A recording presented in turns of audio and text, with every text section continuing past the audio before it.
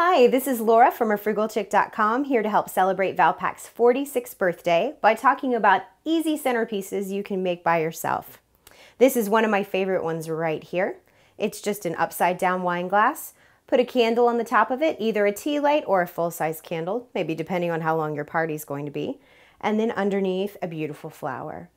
I got one at my local hobby store, but you could absolutely use real ones. And this also gives you a chance to tie in the colors from whatever the party is that you are throwing.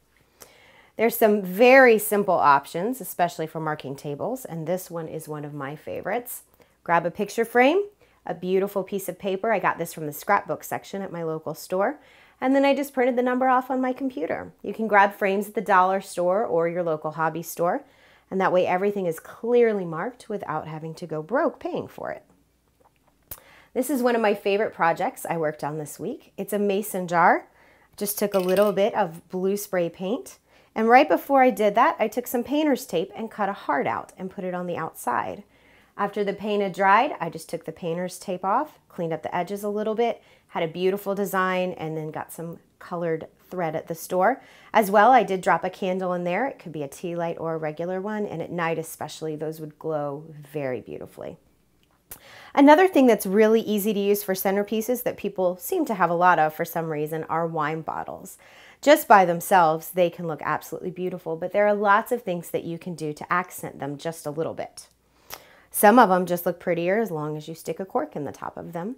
And you can always cut a slit in that cork and then either put a table number in there, maybe a picture of the couple that's getting married, or whatever else it is that you happen to be celebrating. I took this one right here and did it for Halloween with my very bad handwriting. I went to the store this week and got some chalkboard paint.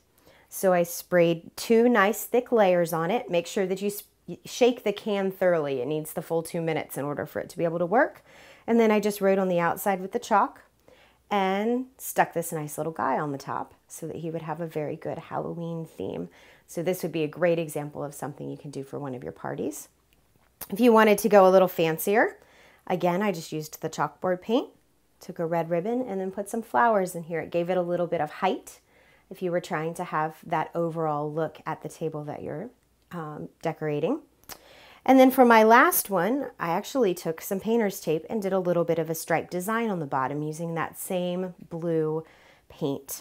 You could do lots of very intricate designs on here if you wanted to, or just keep it as simple as stripes. And then I just added a flower in the top for a little bit of color.